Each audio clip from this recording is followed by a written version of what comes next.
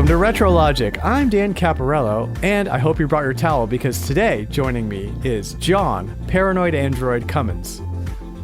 Howdy. And we've got Sam, Zaphod, Beeblebrox, Wagers. Hello. And today we'll be chatting about the meaning of life, the universe, and everything. RetroLogic isn't just a podcast, though. It's also a retro game store. So, visit retrologic.games to check out our inventory of clean, tested, authentic retro games and merch. And I have a sticker sale going on. You can get your stickers for $1 off, or you can get the whole bundle of stickers for a couple bucks off. And so get your RetroLogic merch, and it is very fun and cool, and some of them are holographic and shiny. Also, on a whole different feed, go search for a little podcast called Retro Groove, which is just like RetroLogic, except it's all about music history. And it's hosted by my brother Adam, who is a musicophile, like cinephile, but for music. And audiophile. And then another amazing podcast community member named Liam. And they are incredible, and they really do a great job. They throw a ton of production value into that podcast. But guys, how was your weekend? What did y'all do this weekend? Not a whole lot. I tried to kind of chill this weekend. My kids are all out of town with grandparents, so hey, we're down to 2 babies, so it makes it a lot easier. Not all the kids, okay. Yeah, no, through my 3 older kids. I mean, it's hard to pawn 5 kids off on people at once. Yeah, I hear that. Break it up. And like even I'll tell my wife, like, man, even when I have 2 of our 3 kids now, it's like so much easier. For some reason, like just that having that one kid gone like makes all the difference. So I totally feel you on that. Sam, what about you? Anything incredibly fun this weekend? I went Blacklight putt-putt golfing with my church youth group as the adult to sort of chaperone people. Blacklight? Is that indoors? Fun. Yeah. It's like an indoor putt-putt course with glow-in-the-dark golf balls and lots of glow-in-the-dark stuff. They actually had lots of dinosaurs nice. As their decor. Were they literally dinosaurs? Dinosaur themed. They were literally dinosaurs, except when they were elephants. There were lots of elephants, too. Oh. Was this cosmic mini golf? No, it was decidedly not cosmic. Oh, uncosmic. Honestly, it was prehistoric. I felt like as a mini golf connoisseur, which I'm not, it was not the most impressive course, but it was fine. It was mini golf. They made up for it with pizzazz, is what they did. With dinosaurs. Yeah, they really did. Awesome, guys. Well, let's jump into our icebreaker. What did y'all buy? What did y'all play? Sam, why don't you go first? What did you buy or play this weekend? So I didn't buy a whole lot, but I did put a pre-order in for Neo: The World Ends With You, which comes out tomorrow. Should be arriving tomorrow. I haven't done pre-orders in a while, but GameStop had a $10 discount for pre-orders. You're also supposed to get a magnet set. I'm not sure if I qualify for that. Oh well, we'll see. It's just being shipped to me, so I don't know. I think you have to pick it up in the store, and I think I missed the deadline for that. Bummer. But I also picked up a DS game called Henry Hatsworth and the Puzzling Adventure, which is pretty awesome. I played the first 2 levels of it. How you don't know, is that like a Professor Layton style puzzle adventure type? No, not really. It is an action platformer on the top screen and a match 3 puzzle game on the bottom screen. Oh my gosh. And that sounds like a DS game. When you defeat an enemy, it turns into a block and goes to the bottom screen. And if you do not clear that block by doing the match 3 bejeweled Tetris attack type thing, then it will reappear on your top screen. Wow. So it's pretty much all about the interplay between those 2 things. Well, I look forward to that review. Yeah. It's a fun game. DS is full of just oddball stuff like that. For sure. I'd also been playing way too much of Pokemon Unite. That game, I don't even know if I can honestly recommend it. It just like has its hooks in me, and appeals to my competitive nature, appeals to the former League of Legends player in me. And the fact that the matches are much shorter and can almost always be swung at the last minute has me a lot more engaged than I have been with that genre of game in a long time. Who's your main? Is that a thing in Pokemon Unite? I haven't played it. I don't honestly know. You have a team. I do play defenders a lot. Usually it's Slowbro. I like Slowbro more than Snorlax. There's really only like 2 choices right now. Blastoise is supposed to be coming, and I think he's supposed to be a defender too. But I have had the best luck with either Slowbro, Alolan Ninetales, or Venusaur. Sweet. Venusaur is kind of a late thing that has helped me shoot up in the ranks, so we'll see how that goes. Rad. I'd also been playing a little bit more Terranigma. I got to play that on stream. That's right. Yeah. How'd that go? Saturday. That game continues to surprise me. The most recent dungeon was less of a conventional dungeon because it was a town where everybody seems normal, and then you wake up after going to the hotel and they're all zombies. Oh, shoot. And you have to figure out what in the world is going on. Some Resident Evil stuff there. This is more and more becoming a game that I feel like I need to check out because it's got some bizarre stuff. It really is. Like it is kind of a must play. Like it's a little difficult as there is no North American release, but who knows? Maybe we'll see some re-release at some point. You can get a ROM in English though, right? I mean, yeah, because it was released in Europe. Yeah, so it's in English. Bizarre. There's not even a need for patching it. Bizarre. Yeah, I've been trying to find a good English, like a PAL or you version. do what I do and you just buy a copy in German. Just learn German. Yeah, that's do what Sam you got does. a lot and it was a good deal. I tried well, that. In I've high known school, didn't German. work out. I've been trying to learn Japanese. It's much harder. Those non-romance languages will get you. Yeah. And the other thing I had been playing, I went to a Super Smash Bros. Tournament on Tuesday. Hey, that's cool. And Ultimate? Smash Ultimate, yeah.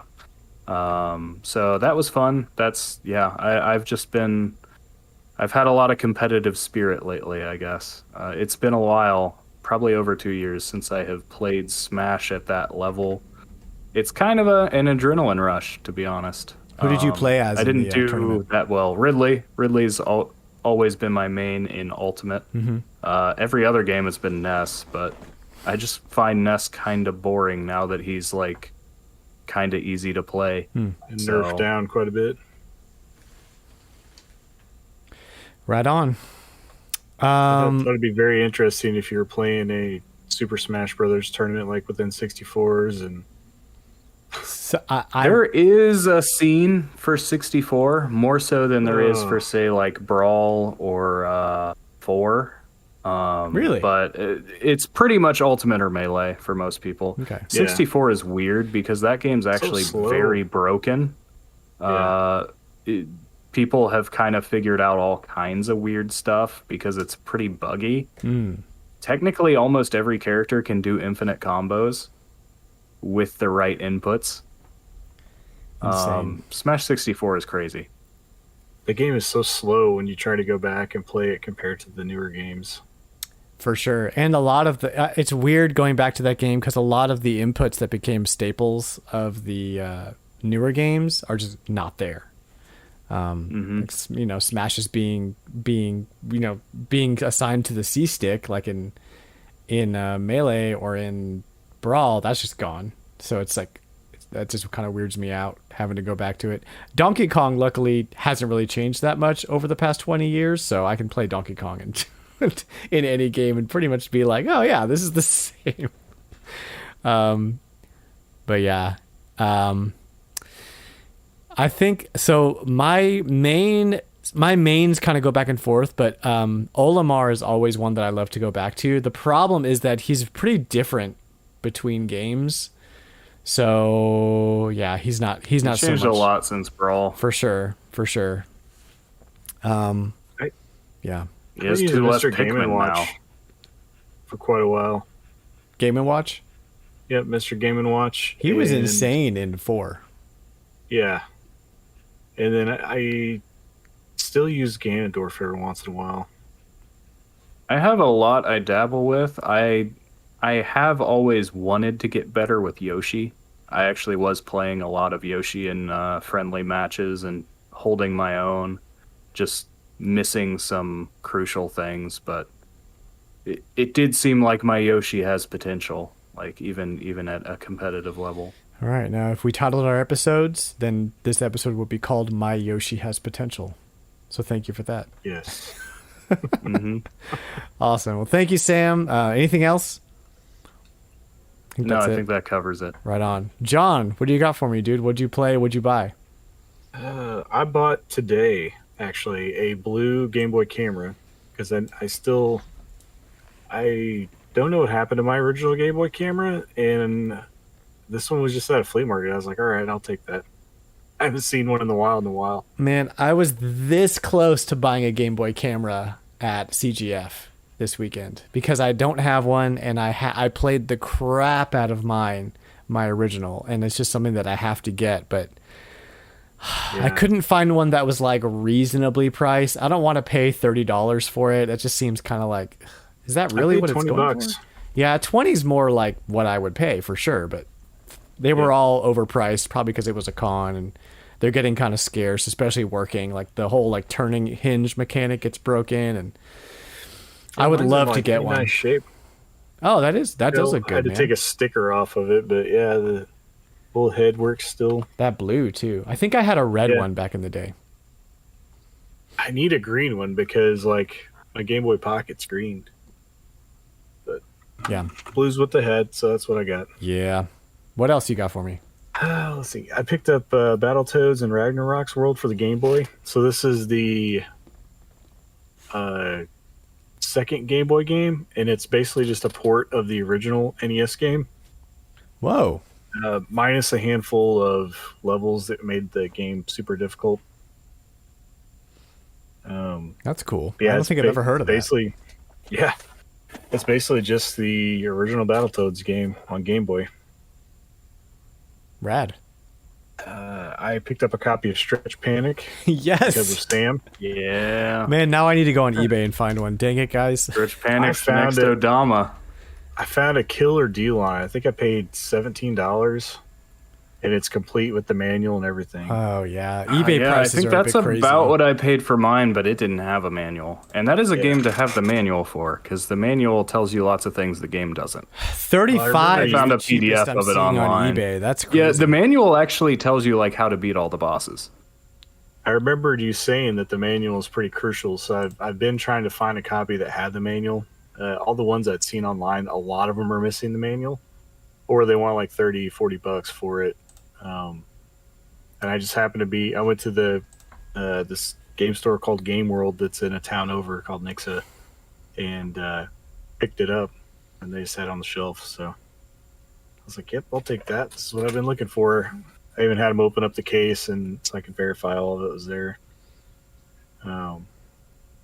Yeah, so I picked that up, and I ordered a copy of Final Fantasy: The Four Heroes of Light for the DS Sweet. on eBay a little while ago. It's taken a little bit to get here, but it got here this week. And then last but Now, not what? least, Hold on. What is that game? Four Heroes of Light. What's that for? So it is it's not traditional, but it reminds me a lot of like the precursor to Bravely Default. It's got a lot of the same. It's got the same artist that What does the system is it? artwork for it. The DS. Hmm. It's kind of an oddball Final Fantasy game. As far as how the artwork goes, it kind of is softer, like it's watercolor almost. I just never heard of it's it. cool. It's a cool game, but it's definitely different. Like it definitely has like DS touches to it. So, and then last but not least, I put on here. This is not even a video game, but it's a 1975, like not pinball. It's almost like skee ball, but it's got like a little bubble plastic dome thing on it, and you pull back like a pinball plunger, and you shoot these little marbles, and it spirals, and it launches up a ramp at the end, and it lands on a target that's like 30 points, 20 points, 10 points as it goes out. And I thought it was just like the coolest thing. It came in the box and everything. I mean, it's like basically pre-video games. Like this is what you would have had at a, in your house. Close to like an arcade or something. Yeah, it was at the flea market today, and I think it was like $12. And I was like, I can't pass this up. It's missing a leg, so like I'm having to prop it up with something. But I was playing it earlier, and like depending on how much you pull back the plunger to let go, like the ball will go. The little plastic balls will go different distances, and yeah, it's super cool. John, your obsession with like weird old hardware stuff like that, it just fascinates me. I love it. That's so cool. Yeah, I can't stop picking it up. I almost picked up I think it's a Hasbro Electronics basketball game too. That's like a free throw shooting. Yeah. LCD panel that you have to like time it and hit the button just right in order to get the correct distance and everything. Yeah, there's all kinds of. I find some pretty neat. A friend of mine had one that was like a tabletop miniature cornhole. Like it was very basic, but it was nice. You had these little like plastic levers that you use to catapult little bean bags, and it was very hard. Yeah, I'll have to share some pictures of this spiral ball on Discord so you guys can have an idea of what it looks like. Send it, man. I want to see it. It's definitely 70s, like you could tell. Like, this is what the kids were playing with. Awesome. But other than that, I haven't really been playing a whole lot. Just keeping up my Mario Golf for the week. I think you already bowed out, but I've pretty much given up. Yep, Skyward Sword took over my life. I'm still hanging around the middle of the pack. If it was the end today, I'd still be in the playoffs, I think. I think I'm the last spot. I moved back. That last course was pretty brutal for me. I didn't do very well. And then I played Battletoads. I played like the first 4 levels or so of Battletoads on the Game Boy before I put it down. And yeah, that's pretty much it. Still playing Monster Hunter Stories. Trying to get that done before I hop into Zelda. And it sucks because I'm watching other people have already finished Zelda on the Discord. I was like, you guys are crazy. I love Skyward Sword. I love this game. It's on its way to being up there with Wind Waker for me. I just started the 3rd dungeon, so I'm not like super far yet. I remember there being things about it that totally just turned me off. Back when I played it on the Wii at launch, but right now, like all the quality of life are just doing it for me. Man, Fi is like my favorite Zelda character now. She's not annoying. She's kind of cute, She comes out, she does her dance. I'm all into it. I love it. So this week I had quite a haul at Classic Game Fest. As you do at gaming conventions, you spend way too much money. So there was a booth there that had just boxes of console boxes, right? So it was like everything from like original NES and Atari all the way up through. They had like Xbox One and PS4 boxes, and they were $20 a pop no matter what it was. So like immediately, like all the old stuff goes. I was able to grab a Super Nintendo and a Nintendo 64 with the Atomic Purple controller box, which is like $20 a pop is a steal for those things nowadays. Like they're like $100 or so just for the boxes online. So now you need the car or the foam. That's the part that's even more expensive or harder to find is the actual foam inserts. But I don't want to get it to have a complete set. I just want it to hang it on my wall and be like, look at this cool box. I want to stare at it. Yeah. That's what I want. And I really want the Donkey Kong Country bundle for the Super Nintendo box because that's the one that I had as a kid. But they didn't have any, and I don't want to pay the prices that eBay is asking, so I probably just won't on that. Just going to nope out of that one. But those are super cool to just have and look at. I've got your N64 one, though. You what? I said I have your N64 one, though. You have the Donkey Kong 64 That's bundle. Cool. I didn't have that bundle, but I do have the green N64 now. But I got the original 64 bundle, which was not a bundle at all. No game with it. But yeah, that Super Nintendo box would be cool to have. But yeah, that booth was swamped, man. The first thing, like that was the one where like all the stuff went super fast, and like people were buying like, man, I can't believe they had Atari boxes. Like that stuff is like, man, who kept your Atari box? And it's going on like almost 40 years now of gaming history. Excuse me. So the games I picked up, probably the one that I splurged on the most was a copy of Mario Party 4 for about $70, which is like a little under what the normal price is now. But I was like, I need this game. This is my favorite Mario Party. And like, I just need it. This is one that I have to have for the GameCube collection. So I picked it up at pretty close to full price. Was able to also get a copy of Deadly Creatures for the Wii, which is a game that I totally forgot about. Like, you know, unless I saw it again, I was never going to remember that this game existed. But it was sitting on top of a stack of games at somebody's booth. And I was like, oh my God, it's the game with the spider and the scorpion for the Wii. This is coming home with me, whatever the price is. And it was $15. So the guy, it was pretty cheap for what it goes. I think it goes for like 20 or so. So I was like, okay, definitely. The Deadly Creatures is like a B horror movie in video game form. You play as a scorpion or a tarantula, and you go through this whole like murder mystery narrative in the desert, and it's freaking awesome. And it plays really well, and I cannot wait to stream it in the fall. It's going to be so fun. Jurassic Park for the Sega Genesis, which is a staple for the collection. Ecco Tides of Time for the Sega Genesis, which is another staple. Virtua Tennis for the Dreamcast I picked up, which we talked about last week or a few weeks ago because it was an anniversary. One of my favorite sports games. And then there was this booth there that had just like $5 on all Xbox games. Just like he was trying to get rid of them. And most Xbox games are worth about that much.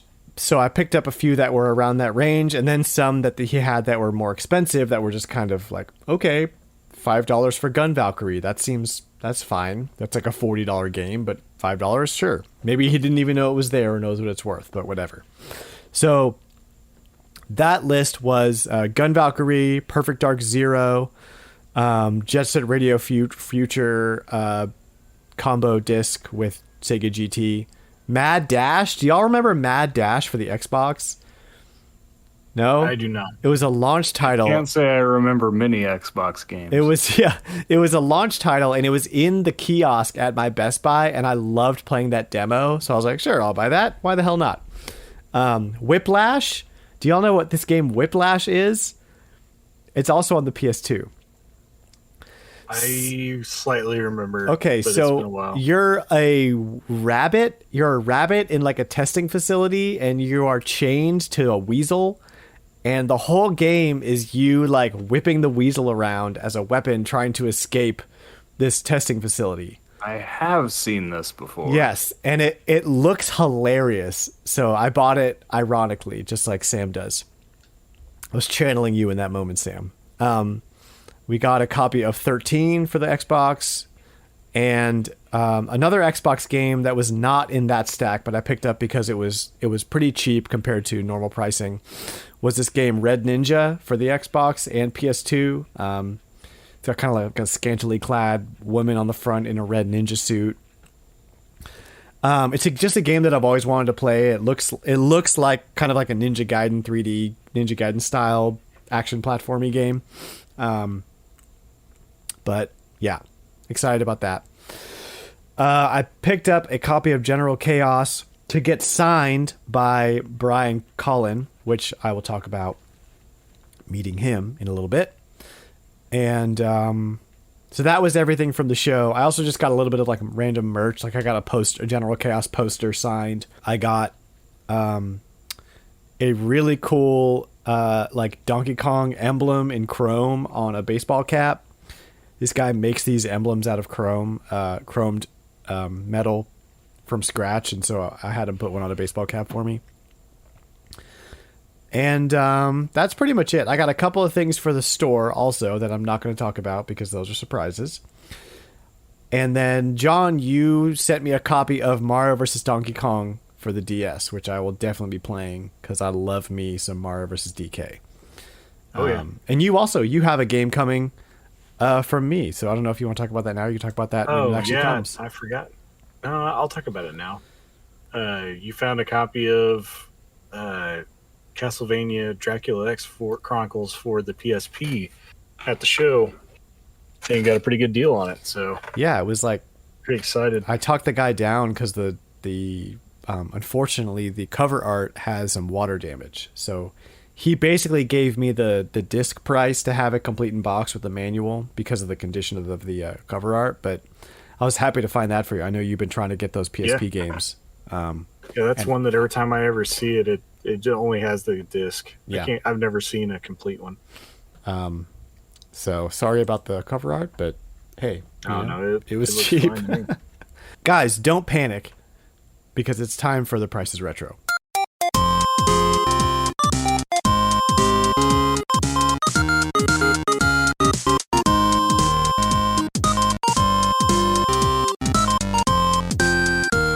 If this is your first time playing Price is Retro, I'll just give you a little tutorial here. So we have a list of 4 or 5 games, and you're going to guess what the value of those games are in total based on PriceCharting.com's current evaluation. And we're all going to say our list, and we're all going to guess. And then at the end, whoever is closest to being close to that price, the actual price of the games, wins. They win karma from the universe is what they win. So it's just us 3 and no more today. So, Sam, why don't you go first this time? You're gonna like this list. I am. My first game is Sonic the Hedgehog for the Master System, not for the Genesis, for the Master System. Complete in box. Followed by Rayman for the Atari Jaguar, complete in box. God.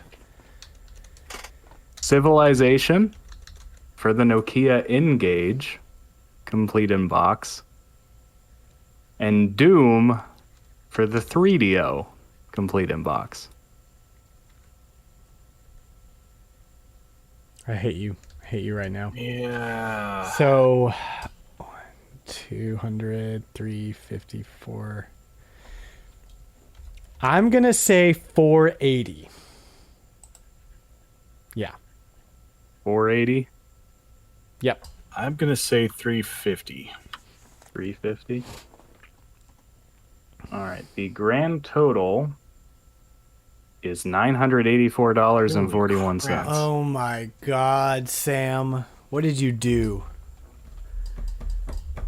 I just thought it would be funny to bring up games on platforms nobody plays them on. Yes. I saw what you did, and I appreciated it. Yeah. The only one of those that I knew was Sonic the Hedgehog. Yeah. All right, give me the breakdown. So Rayman for the Jaguar is $199.99. Civilization for the N-Gage is $221.73. $200? Crap. I was banking on that being like a nothing. Me game. too. Doom for the 3DO is $54.65, and Sonic the Hedgehog for the Master System, complete in box, is $508.04. No way. Complete That is in the box. figure price That's charting why. gave me. That's like with the cardboard and everything, Mm-hmm. not just the No way. case for the. I'm trying to find it now. Oh, no, yeah, you're right. Man, even the loose price, though, is $500 for this game. My God. Wow. I can't believe that was the one that threw me off, honestly. That's incredible. I was thinking that was, $50 game. Well, I won that one, but not by a whole lot. So, John, do you want to go next? Yeah, sure. First game on my list is Panic Bomber for the Neo Geo Loose. What are you guys doing? Neo Geo? Come Yeah, on. we got some. I've got some oddball stuff too. right. Second game is Bomberman Quest for the Game Boy Color, loose. The third game is Bomberman 93 for the TurboGrafx 16, loose. And the last game is Bomberman 2 for the NES, loose. Okay. Sam, you go first. 340. Okay. All right. Mine's not too far off from yours. I'm going to say 440. Dan, you're almost on the money. What? Yes! 442. All right, guys. I'm coming back. So- Y'all better watch out. Panic Bomber for the Neo Geo loose is $91. Bomberman Quest for the Game Boy Color loose is $80. Bomberman 93 for the TurboGrafx 16 loose is $129. And Bomberman 2 for the NES loose is $142. That's the one that got me. Yep. It's a It's pricey. only off by like 10 or so on the The others. second Bomberman in the series is always crazy expensive. Yeah, I don't what is know why. that? Most people only buy one Bomberman game, mean- I would think. I guess. Per Yeah. system. What did they do in the second one that's so different? I don't know, but look at the Because price. most of people the are buying Bomberman for N64. multiplayer. That's true. And that's true, John. The Bomberman Second Attack. I saw a couple copies running around the convention this weekend, and they were 300, It's like $200, $300. Yeah. So that's pretty crazy. Man, dude, I am coming back strong, y'all. Y'all better watch out. I need to take another break to give y'all a chance. Okay, my turn. So, mine has a theme. It's if you have been listening to the episode so far, you probably know what it's going to be. So the first one is Galaxy Fight for Sega Saturn, complete in box. What's the genre of that? That's a really good question. And if you Did I give me a catch you moment, with the pick a game from Price it's a fighting game. Price Charting? Can you use it in a sentence? Yes. It's a fighting game. It's a fighting game. Okay. I've never played it, never even seen it, but it's a fighting game. Next game is Guided Fate Paradox for PlayStation 3, complete in box. Okay. Next game is The Hitchhiker's Guide to the Galaxy for the Atari 400, complete in box. Yes, the Atari 400. I think that was one of the Complete in PC. box? That was one of the PC.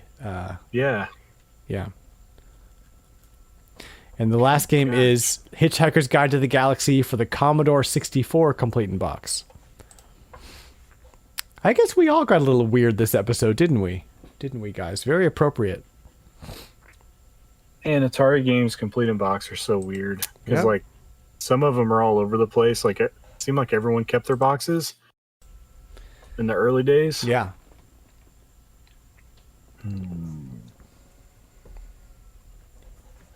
All right, give me a guess here. I'm just going to throw a random guess of $400. Okay. Sam, what you got for me? I'm probably lowballing it, but I'm going to say 165. Okay, you guys are kind of above and below this one. The actual retail price is $273. So I can't even. I think Sam took that one. Sam took the whole thing. Oh, because of your freaking. Dang it, Because dude! Sonic the Hedgehog. You. I should have won this one. Your freaking weird games. That's how I felt like the last 3 weeks. Okay, fine. That's fair. Sam That is just fair. got his first win. Wow. Well, good job, Sam. man. Congrats. Finally happened. It finally happened. Hey, when we don't have a guest, I can bring out, You finally tied really guess. crazy stuff. No, you don't have to go easy on the guests. They know what they're in for. They signed up for this. Yeah. All right. Let's get the real stuff. Congrats, So, Sam. That's awesome. yes. So Dan had a total difference of 507.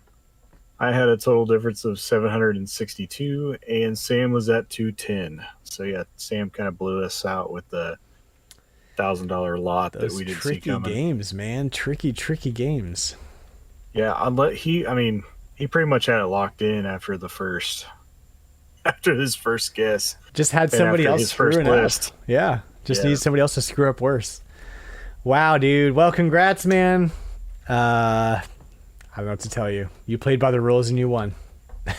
You did. Respect great. all around. That's great. All right, well, let's get into some of our weekly topics here, guys. Actually, that shouldn't be there. That should be somewhere else. So we have this day in gaming history, which, Sam, you actually had a game you wanted to feature in this segment, even though it is just shy of making the cutoff date, but we'll allow it anyway. What game did you want to talk about? Yeah, I'm bending the rules a little bit, but I thought it was significant. The World Ends With You came out in Japan 14 years ago tomorrow on July 27th, 2007. Sometimes we overlook the Japanese releases since they're not as significant to us.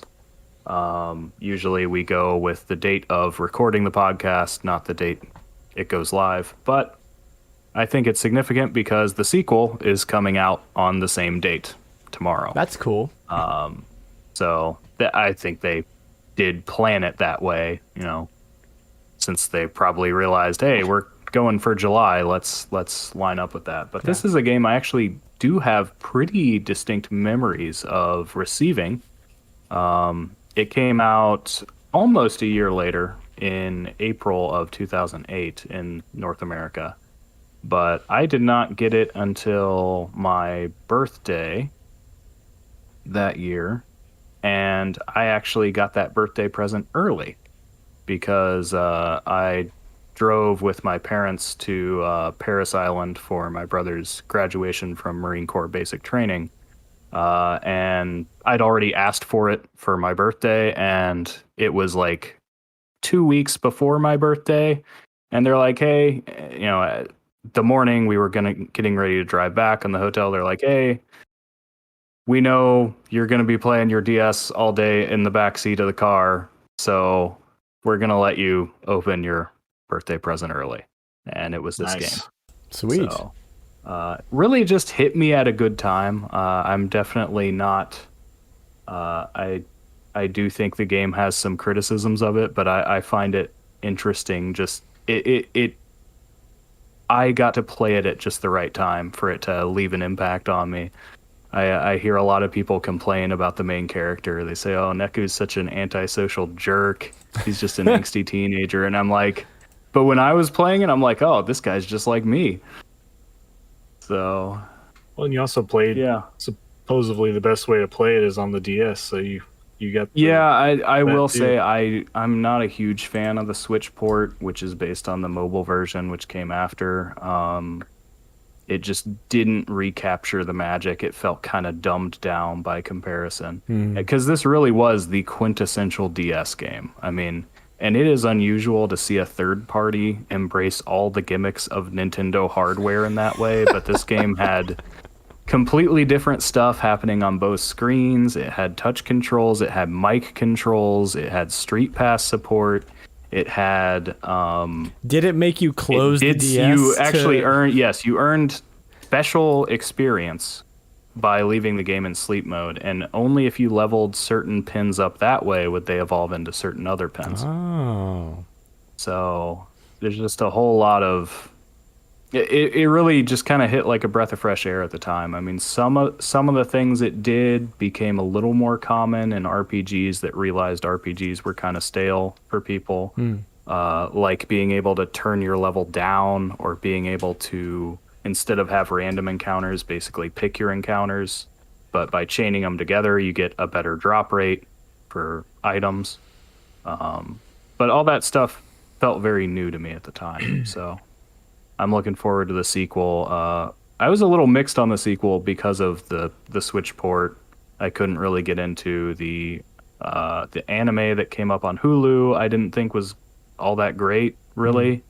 But I played the demo and I found myself enjoying it, even though it's not the same. It definitely has the same aesthetic, the same style. It's just mechanically, it's not a DS game anymore. So they had to figure out something new. Okay. It's definitely an RPG that I didn't play. I didn't really do a whole lot with the DS when it was, actually releasing games at that time. So I caught a lot of DS RPGs later. This just isn't one of the ones I picked. So, and then all the reviews for the Switch version kind of threw me off from grabbing that as well. So one of these days I'll get an actual copy of this on the DS and try to play it. I remember it coming out. I did not pick it up at the time. RPGs on the DS, except for a couple, mostly eluded me, even though it's like a really great place for RPGs. And now I have a bunch of them. But yeah, that's really cool that they made a sequel. And I hope it's good. So, good deal. Thank you, Sam, for that. So just in our old news section, I wanted to do a quick little recap of stuff that happened at the show at Classic Game Fest that was really cool. The highlight of that being meeting Brian Cullen, who's the designer of just a bunch of games that we know. Designed Xenophobe, designed Rampage, General Chaos, and he worked a lot on all the Rampage games, even World Tour, Universal Tour, and all that. He was involved with the movie even. He's the Rampage guy. He also did Arch Rivals on the NES. That's one of the more popular sports games. It's more arcadey. And he's just a super sweet guy, just really, really nice. Loved meeting his fans and people who loved his games. I think I might have been the only one in line to meet him who was there for General Chaos.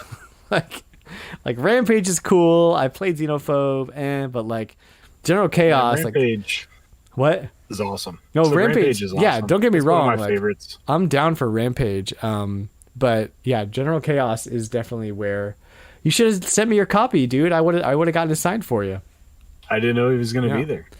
Did you know he was going to be there before you went? Yeah. Yeah, but I guess I didn't think about it. Sorry. I should have just put an announcement on the Discord and been like, hey, I'm going to go meet Brian Cullen if you want your copy. Okay with an armful of I know, yeah. So I've got some friends. Yeah. But he's actually working on a sequel to General Chaos with his little development house, which is really cool. I'm so excited that he's doing that. So I got a poster. I got him to sign that. I got him to sign my copy of General Chaos.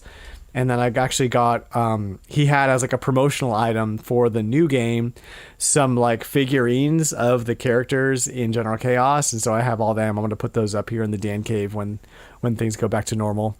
So that was really cool. Is that going to make it to the Switch? He doesn't. It's so early in development. It's been developing for 3 months, and he barely talked about it. Yeah, yeah. But he's he's got funding for it and everything, and so he's we're doing it. I just don't know yet. I'm okay, well, please bring it to the Switch. It'll sell, I promise. So yeah, he'll have at least our entire Discord playing it because of me. So he's got sales there. So that was really cool. This year felt really cool because there were way more people there than I had seen in previous years. I go every year. But not only that, but vendors were pretty well stocked. I think they all kind of knew this was going to be kind of a blowout. So everybody had tons of stock, just way more stuff than I had seen in previous years. Way more vendors.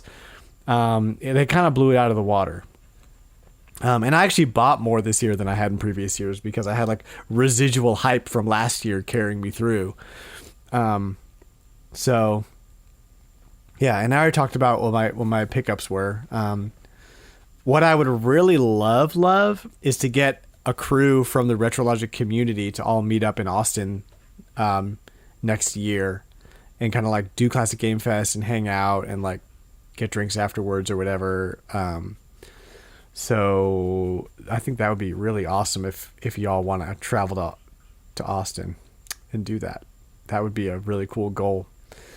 So yeah, that's really all I wanted to say. It was super fun. I'm really glad that cons are back.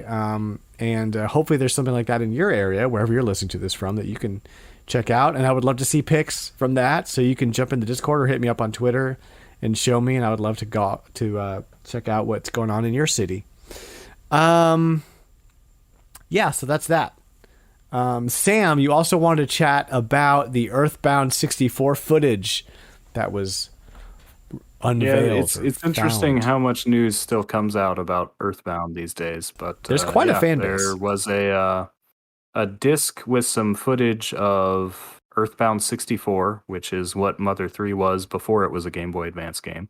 So technically continuous development, just a lot of changing over time.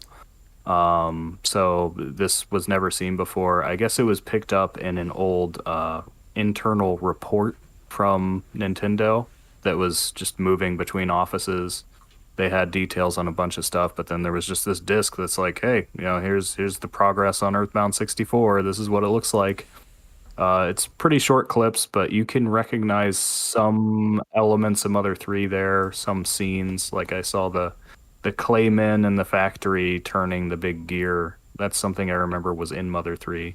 But some of the designs look very different. The pig masks look less explicitly pig-like. Their tanks look like big towers on wheels instead of tanks. So I thought that was interesting.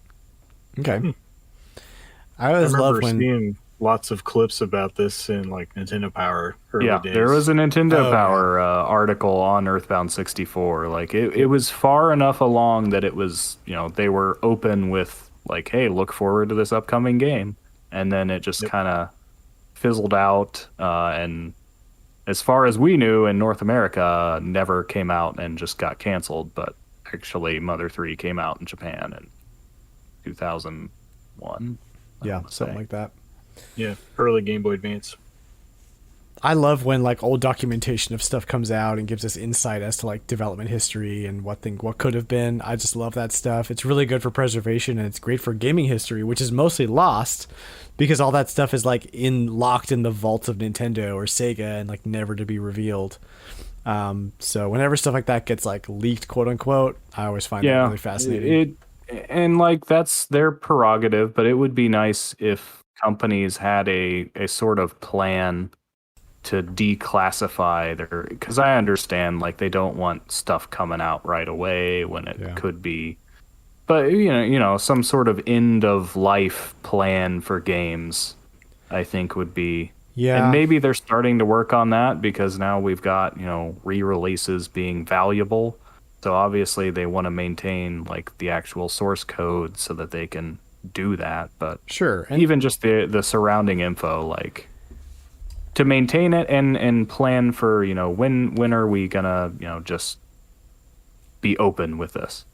That's awesome. That's an awesome idea. I think the only danger there, and this probably only applies to unreleased games, is that if you like show off what you have from an unreleased games, you'll probably get a bunch of fan backlash. Because it's like, well, why didn't you make it? Like we saw that. One of the reasons why. Yeah, we saw that recently when Retro Studios kind of showed off what they had as concept art for a Legend of Zelda game starring Sheik, and it looks amazing. But like, it stopped at concept art, So like everybody's like, why didn't you make this? And it's like now we're all mad over something we didn't know existed 5 seconds ago. It would have been the greatest thing ever when it's a game that doesn't actually exist. Yeah, right. Like your imagination can make whatever it would be the coolest thing. Exactly. So if it's a thing that exists, then it's a whole different story. Like it's cooler, I think, to see how progress went in the development of a game that I can actually play than like hype over something that only reality can disappoint you. Didn't and never will exist, so why bother? Yeah, exactly.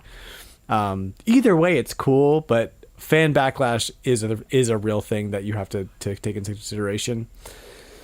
However, I would override that and say like, well, no, like preservation and gaming history is more important than like the temporary hype or lack thereof of something. Awesome. Claymates is a game that I love, and that is now available on your Nintendo Switch console through Nintendo Switch Online, along with Kablooey and Jelly Boy in North America. Jelly Boy. Don't know what Jelly Boy is. Sounds interesting. I don't either. And Shin Megami Tensei IF, which is Japan only. But that's easy to get around. If you Is can it read easy to get around? Japanese. I guess you Yeah, don't. You have there to is have... no English version of that. That's why we don't Yeah. get it.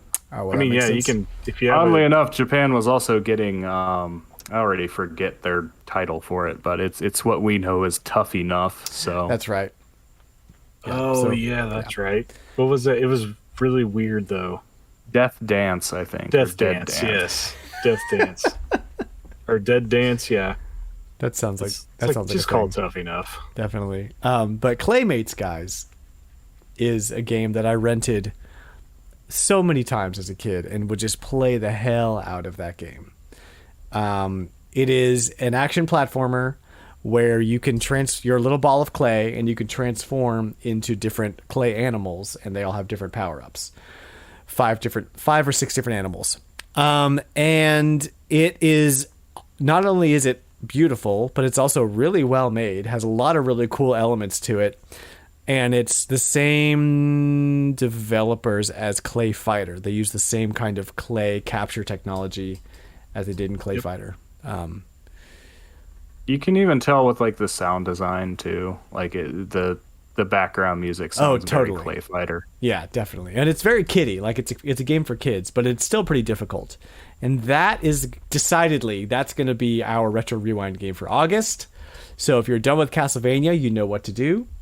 So that's it. Hype for that. Finally, our game releases this week. We've got the Final Fantasy 1, 2, and 3 coming out as the Pixel remasters, coming exclusively to PC And mobile. Yeah.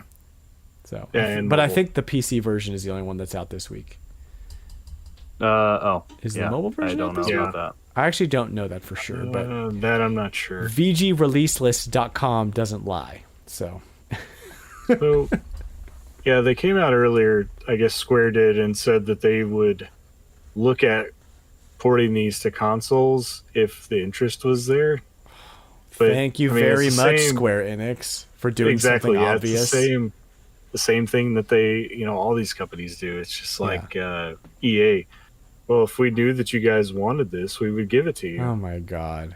But there's no forum or any way to let them know that you want it Like, somewhere else. Do you, how I'm going to really do it is want not buy like? it. Do they legit want everyone to at them on Twitter and be like, "Can you make this thing?" Like, no. Well, and the fact too is It's that tone deaf is what it is. The number of people that would actually engage in a poll or whatever is far fewer than who would actually buy it anyway. Exactly. Right. That's always true. So the only way to tell that is to release it, basically. I'm going to show my disinterest in the PC ports by not buying them. So maybe they will.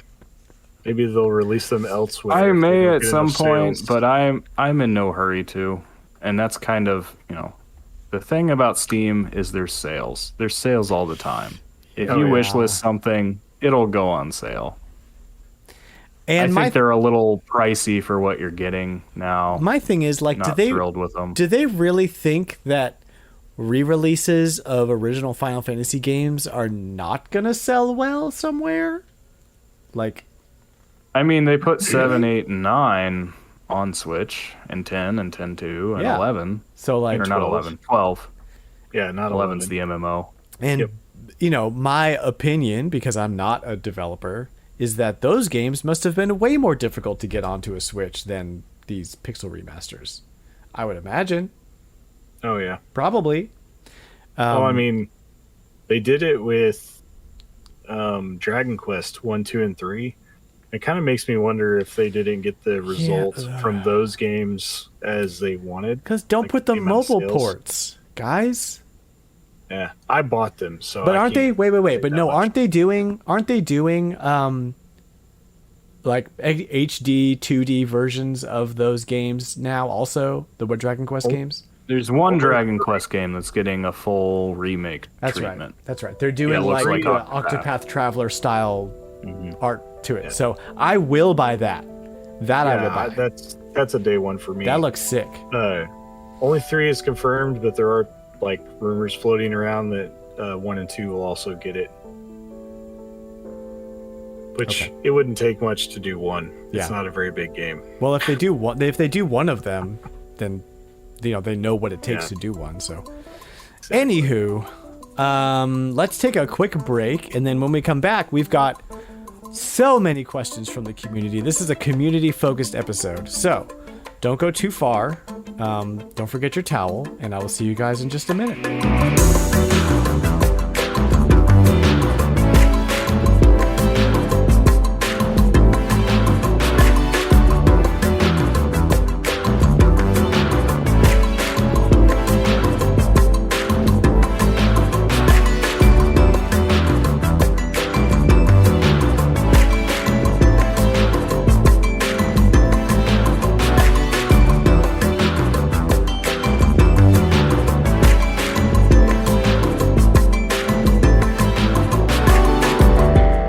Welcome back to RetroLogic. So our Retro Rewind game for next month is going to be Claymates, just in case you were wondering. But we're not done yet with this month. We are still playing Castlevania Bloodlines, the Sega Genesis game. You can play it on the Switch, on the Genesis, not on the Genesis collection, on the Castlevania collection. And this Thursday night, we will have our live community discussion podcast, and you are welcome to join if you've been playing it or if you played it in the past. You need to be a member of our Discord, and you can find that link in my Twitter bio at RetroLogic Games. So stay tuned for that. That's going to be super fun. This Thursday, 9 p.m. Central CDT, which I just learned the difference between CDT and CST. And now I don't even know what time zone I live in, but it's 9 p.m. Central. Well, you live in Central Time Zone, but right now it's Daylight Savings Time, so you're CDT, not CST. I know, it's stupid. Hey, you look at a couple more months, man. You go back to CST, it goes back to normal. Fall back. Oh, and then I get an extra hour of sleep. Yes, that's the good one. There you go. Registration is required, so make sure that you are part of the Discord and that you go to the Retro Rewind channel and that you click the link to register, all that stuff. And then, after you're done with that, go play Claymates. That's it. That's all you got to do. We have a plethora, a veritable smorgasbord of community questions tonight, guys. So let's jump right in with one from me, for me, which is, why hasn't there been a modern Hitchhiker's Guide to the Galaxy video game? I don't know. Was it a game first, then a book, then a movie? No, it was. No. Listen, it was a radio show, then it was a book series, then it was various other things, and then the video games, which were actually just text adventures, and then it was movies and stuff like that. So, okay. Yeah. But my problem is that you could basically take like Beyond Good and Evil or like Starlink and just throw the Hitchhiker's Guide to the Galaxy license on it and make all the characters weird and funny, and there it is. And you'd sell 1 billion copies, because I'd buy 1 billion copies of that, but that's neither here nor there. It's my question for me, so I'm just going to keep it to myself. Our next question comes from a community member, Monkeeker, who asks, do you do anything to protect your collection using box protectors, insuring your collection, dusting your collection, etc.? Yes. John, why don't you start with this one? Yeah, I bought 100 clear universal cases for Super Nintendo, N64, and if you modify them slightly, they do NES.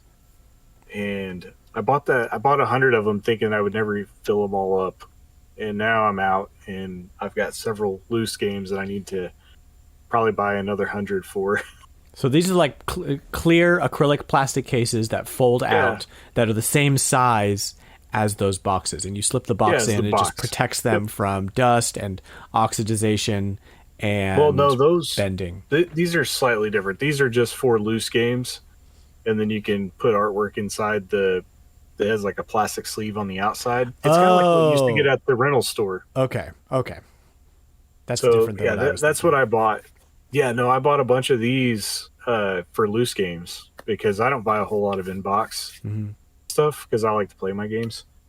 But yeah, you can also buy like what you're talking about to go. I needed to get some of these too because I'm talking more like sleeves for your complete in-box games. Correct. Yeah. I don't actually have any, but there's a lot of that going around, especially at CGF. There was tons of that. Some of them you just buy them with those cases on them already. Nowadays, especially. I mentioned like the little dust covers that just cover the end of the cartridge. That's all I have. I'm not that fancy. Oh, for these for the Super Nintendo? And I've had And the black ones for the NES. And we've had them forever, but we've never had them on every game. So I just put them on the most valuable games typically. Be like, I'll put that back on Earthbound. Yeah, those are really good to have. Claymates, sorry, no sleeve for you. Especially with cartridge games, it's not so much a concern because oxidization isn't really.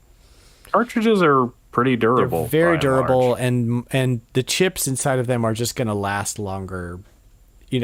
As long as you're not exposing them to a lot of humidity. Now, I've bought some that are in pretty bad condition, and I wonder what people did to them. Man, I've got this copy of Mischief Makers that will start, but just it's so corroded that like there's contacts that are just kind of gone forever. Somebody put it in a lake. I don't know, man. Water damage is the worst for like that's kind of like if you talk about like oxidization is a real concern with disc games because they will eventually if the oxygen if it gets scratched enough and the oxygen penetrates into the foil on the inside, that will oxidize eventually and the game will become unplayable.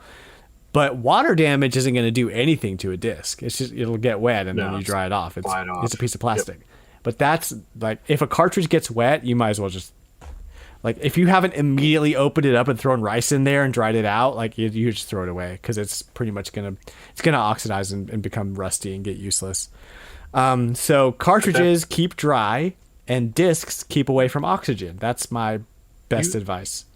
You can save some boards with vinegar, but it's a tedious process. Yeah. And you better know how to solder because you're probably going to be redoing joints and things. Yeah. It's best to don't allow moisture in there at all. I have kind of a unique situation because my whole setup is in my garage. And so I pack every single piece of my collection up that has any kind of electronic component, except for this giant TV over here. And it goes into my closet, into an air-conditioned room. That's the best place for your old stuff, is an air-conditioned, cool, dark place. And hopefully in some kind of protective case that protects you from oxygen as well. So I have to pack everything up every summer and then put it back in the winter when it gets cool enough to like leave stuff out here. So that's my deal. That's what I do to protect my collection. But yeah. So really great question. Love that question.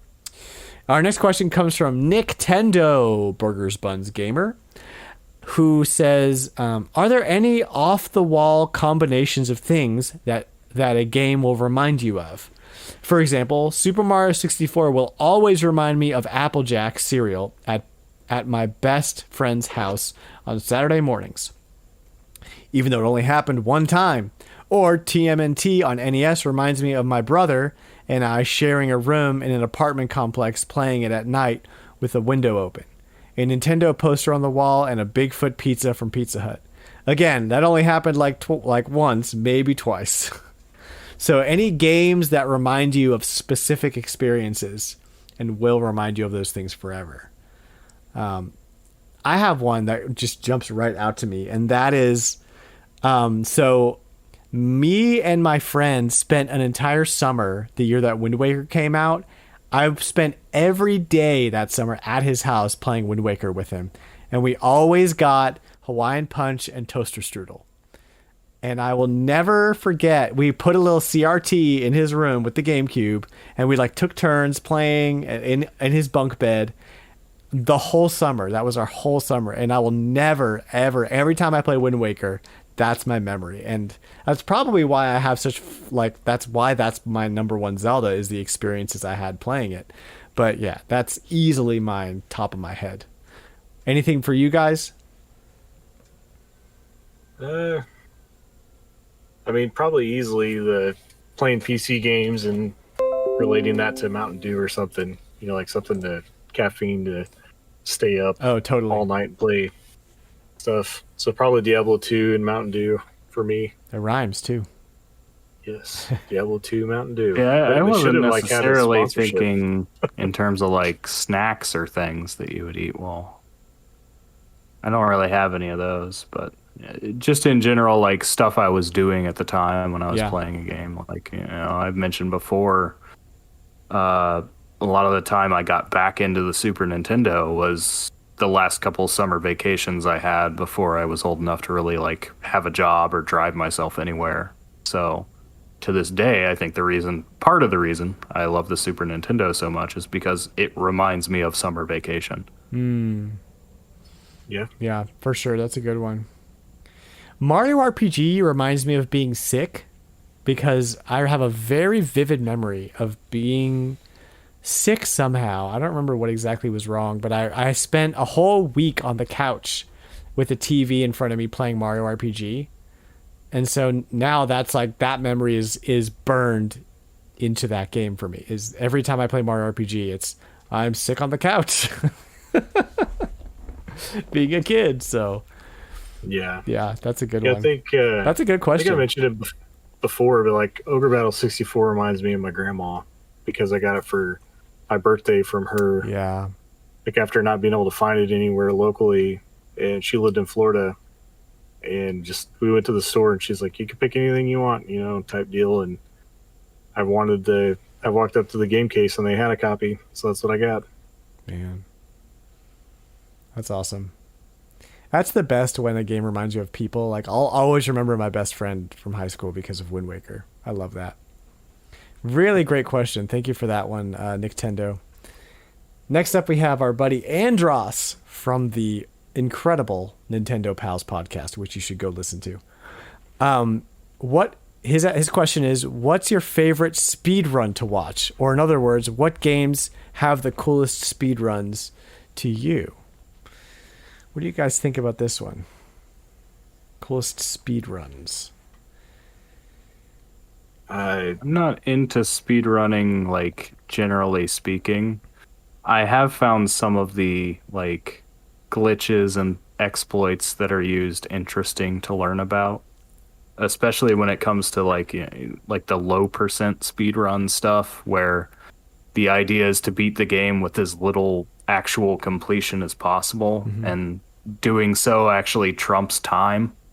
So, you know, there's like the story about the Twilight Princess one that takes like 28 hours, even though like the 100% speed run takes like 9, because they beat it with like only like 4 keys and one other item or something. Just finding other ways to break the game to complete it. Yeah. With Twilight Princess, it's a weird thing where if you leave the game running after opening a chest, you'll eventually just drift and clip through walls. So it involves a lot of long stretches like that. That is fascinating, actually. Like Mario 64 is always famous for doing a lot of random stuff to break the game in order to speedrun it.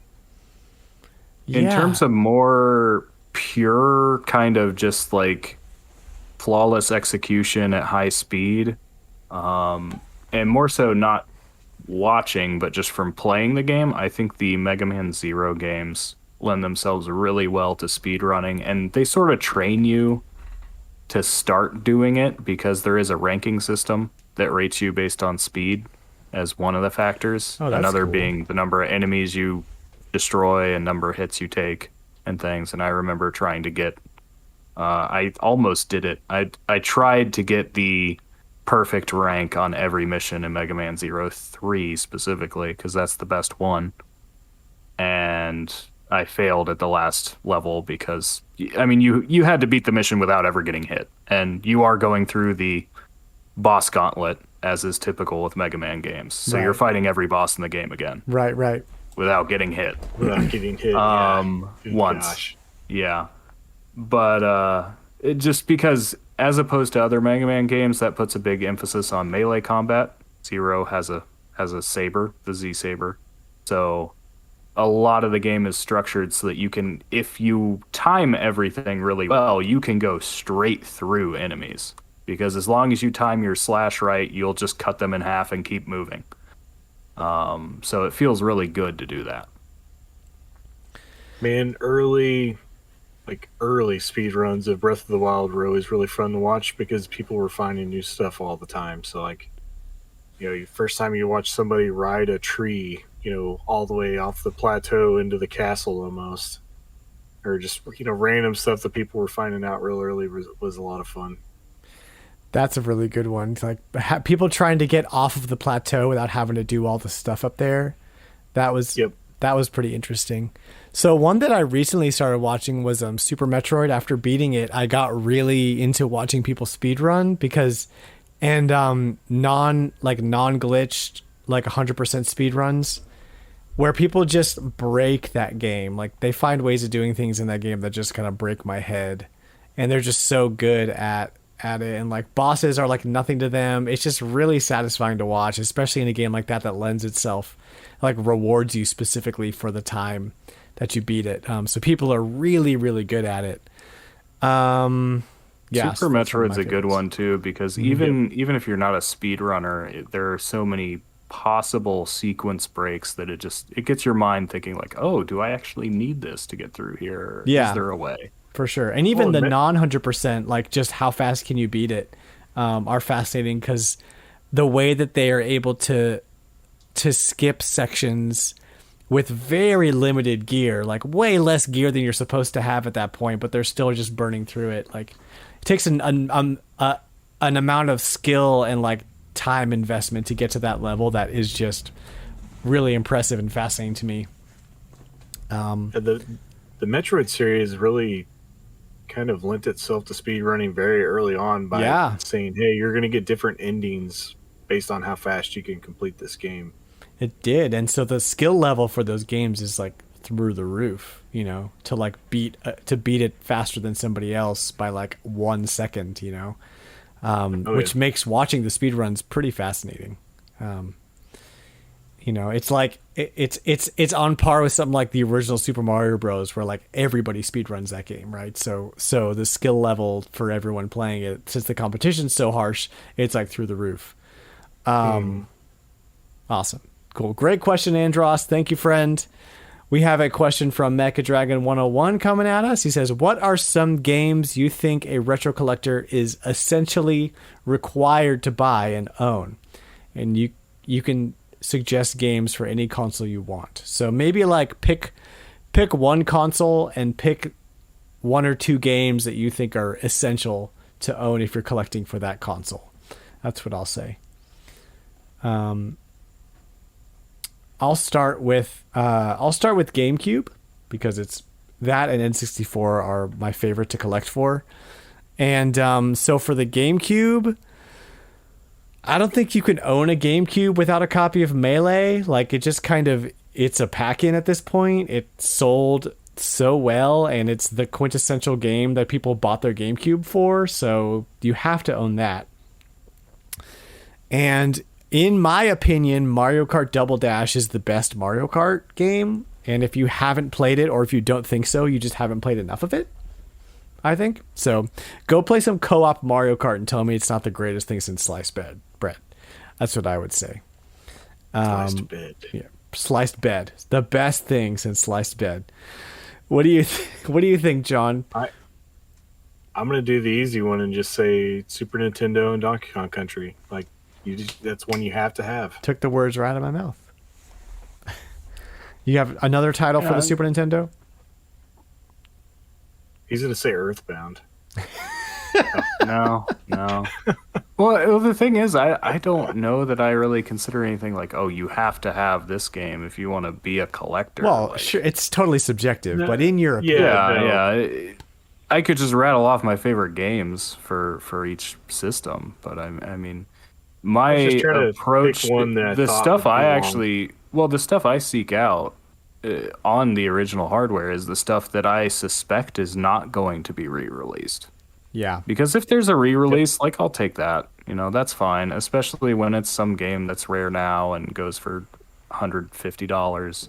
Like, fine. I'll just play it on the NSO app, or I'll just play, you know, the whatever. But so I actually, you know, I look for the stuff that I'm like, okay, this is never going to come out again.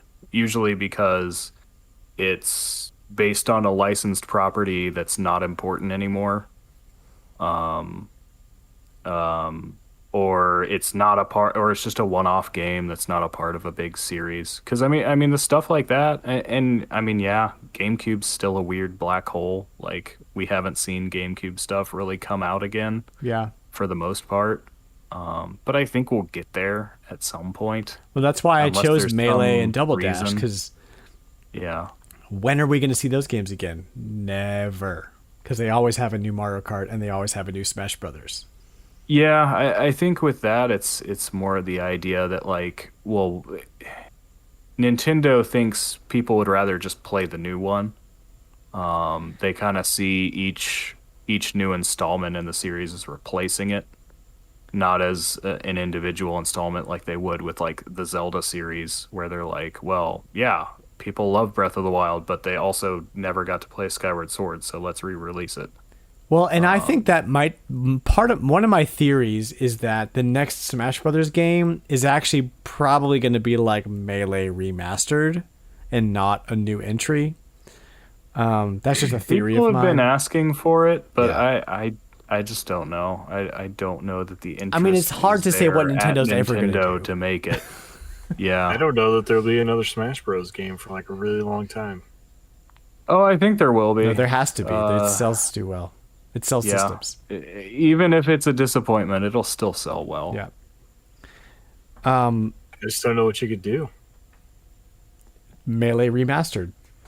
I mean, you know, Nintendo's always like, the reason why we don't have another F-Zero is because they don't know where to take it. I mean, where do you take Smash Brothers but was that all this to say that the one true must-own Super Nintendo game is Plock? We all know it. So, have you guys looked at Plock here lately at the price? Yeah, it's going up. It's like $30 now. All according to plan. Yeah, I had 2 copies in the store and they're gone at $35 with free shipping. At the same local where I bought Stretch Panic, they had like 1 or 2 copies at, I think, like $16 for the longest time. And when I went in the other day, they had 1 copy and it was $30. Mm-hmm. I was like, whoa. Yep. It's going up. It is. We did it. I sold all I wish I still had I sold all my copies. I mean, I have my personal, but, you know. The boxed, you should probably try to find one complete. They're only $70. Oh, I was going to ask, have you guys ever looked at the price of the Japanese version of Plock? Let's check that out. Oh, it's stupid. Oh, it's high. What? Ooh, hold on. I don't know why. Like, I don't know if they, like... Which is odd, because generally it's... cheap. Generally, those are cheaper. The Super Famicom copies are usually... I was looking, I was like, man, I would... And I think it's just because, like, there's more of a market saturation there. Like... So, John, what are you looking at when you're seeing that price? Because on price charting, it's like $11. Try to find a copy on eBay right now for Japanese Plock. I mean, you know what? This does say no sales data. Oh, no, here we go. Yeah. Look on eBay. Yeah, last sale was in April. A complete copy is like hundreds of dollars. Yeah. The cover, okay. Okay, everybody stop what you're doing and that's go with free shipping from Japan. go look at this goofy ass cover art for Plock on the Super Famicom. So He looks so much happier and not angry. Yeah, but like, why is everything It's the reverse a of bubble? Kirby box art. And like, he's it's got the reverse this whole Kirby. bottom. Hey guys, I can't even. No words do not do this justice. Because go look at it. Go do yourself a favor. So I had this crazy idea that with Plock that I was like, man, I'd really like to have a complete like region collection of Plock. I was like, I'll get this for Super Famicom and PAL SNES. And then I started looking and I was like, yeah, I'm not paying $100 for a loose copy of Plock for the Super Famicom. The complete in box for Super Nintendo still hovers around 70, so that's actually not bad. Yeah, look at the complete the CIB for Japan. Yeah, They're like $400 or $500. that's and nobody's buying that. Yeah, maybe Plock is like maybe Andrew. crazy... Yeah, maybe. I don't know what happened over there, but they love that guy for some reason. He's a high dollar item. I'll throw one more in here for this question. Essential games for collecting, and if you are a Sega Genesis collector, Sonic 2 and Gunstar Heroes, I think is the best of that system that are total necessities. Which unfortunately, Gunstar Heroes is a very expensive game now, but you can get Sonic 2 for free, pretty much. So that makes up for it. Free copies. We have one more question, also from Nintendo, our friend, Burgers and Buns. His question is, what's your favorite cover of a song from a video game? Who's the artist? What was the game? Cover song. So there was a big band version of the Mario Brothers theme song that I used to like, and I don't know the artist, but I used it in a promo video one time, and it was so good. It's like a big band version of it, and I don't know how to talk about it. It's just really cool. Go look it up.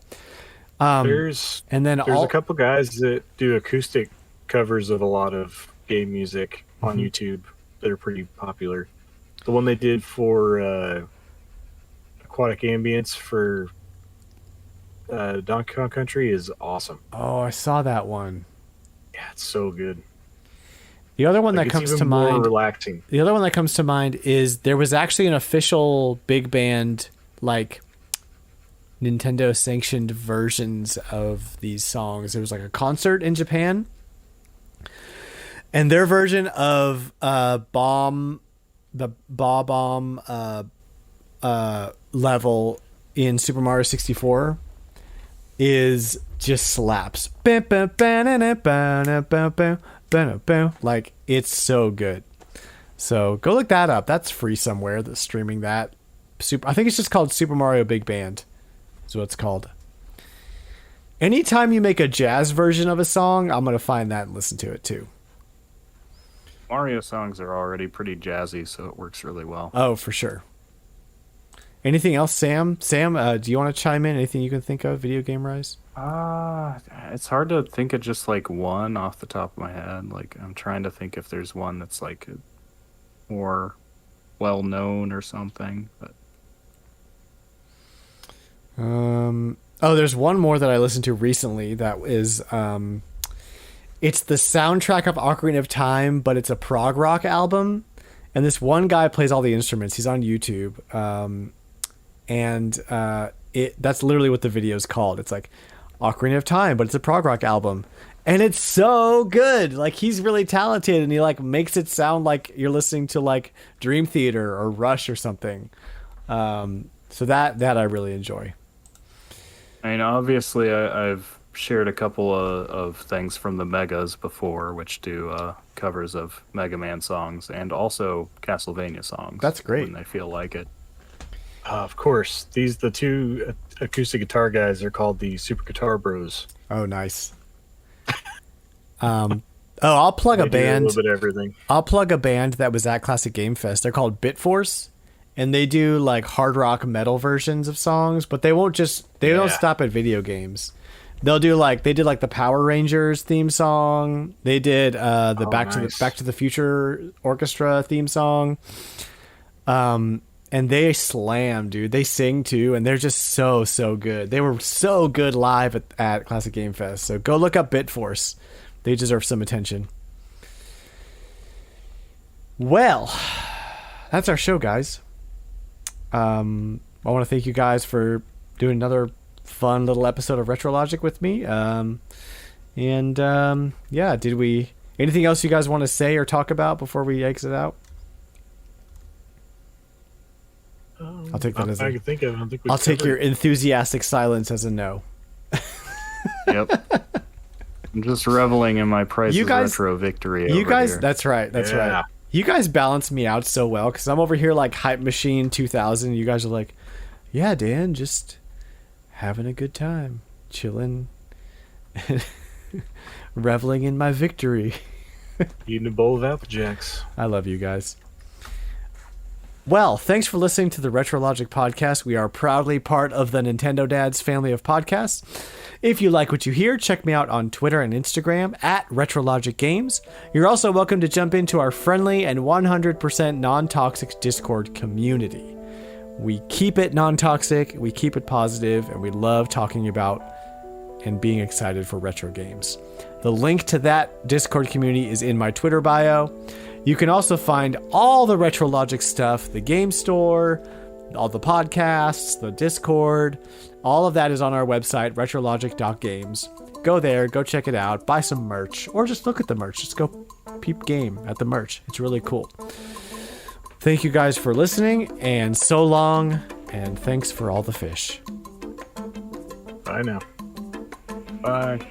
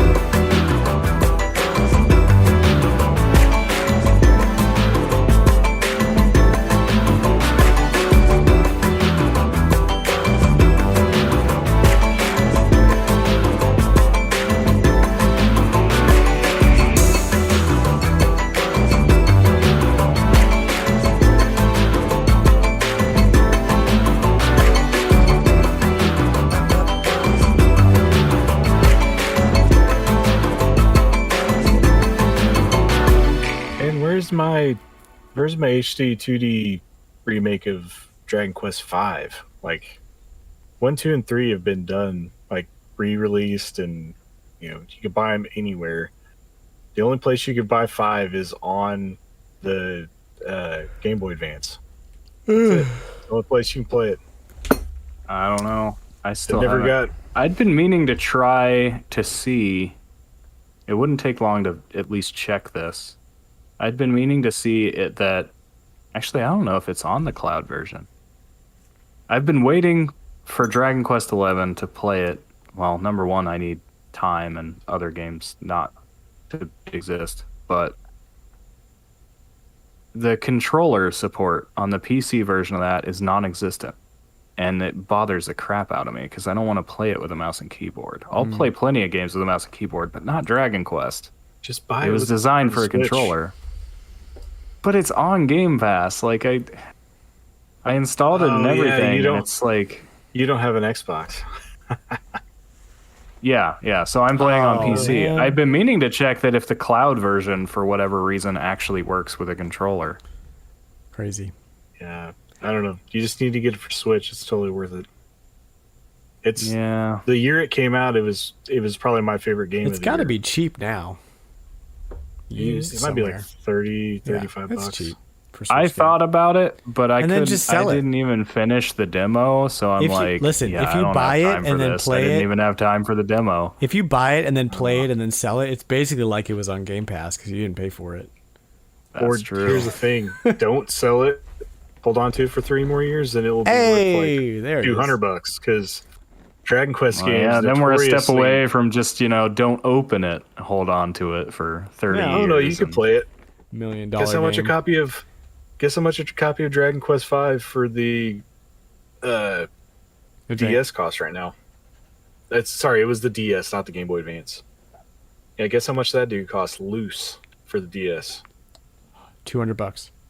$150. Yeah, something like that. For a loose copy. A complete copy is over $300. Sam, there are investment opportunities here just begging to happen, okay? So you need to bite while the iron's hot.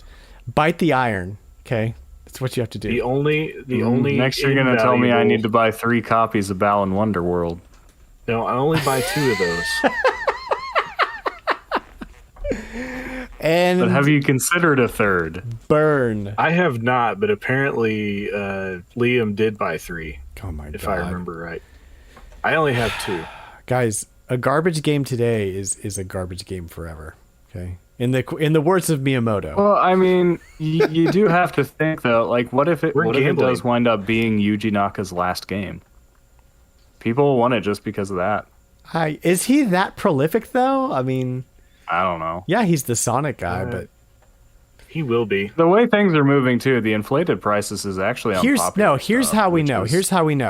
Rodea, the Sky Soldier, his other game for the Wii U, not expensive. You can get it brand new for like $30. It's also on the Wii U. That should bring the price up. It's an exclusive on the Wii U. You can only play it on the Wii U, and it's a Yuji Naka game, and it plays like Nights into Dreams, but it's $30 brand new right now. So buy 2 of those, if anything. Well, you do need to buy one of those regardless, but I do need to buy one of those, actually. Wii U games have not hit that point where they've jumped yet. Haven't they, though? Twilight Princess, Wind Waker? But just those 2. I mean, everything else is still... Well, a lot of the other stuff is ported to Switch, though. The Rodea Sky Soldier is not going to jump to Switch. That's what I'm saying. Yeah, I don't know that Wii U will ever be... GameCube had a very perfect storm. I don't think Wii U will ever be as expensive as GameCube. I just think because of all the ports. Like, the games that didn't get ported probably will have their day in the sun in like 5-10 years. You say that, but look at Virtual Boy. What do you... Those games are expensive. No, I know. I'm on your side. It's a Wii U situation. Yeah, no, I was countering Sam a little bit. Because I see them as similar. So, like, if it's the only place to get a hold of it, it's going to go up a little bit. Yeah. Brand new. Here's the Japanese collector's edition for $60. Brand new. For Rodea? Mm-hmm. Oh, you could play it on the DS as well, but I do not recommend that. Let's actually finish our show. Can we do that now? Yeah, okay. We're having our own show inside the show. Jeez, this is all post-show content at this point. Showiverse. Showverse. The showception.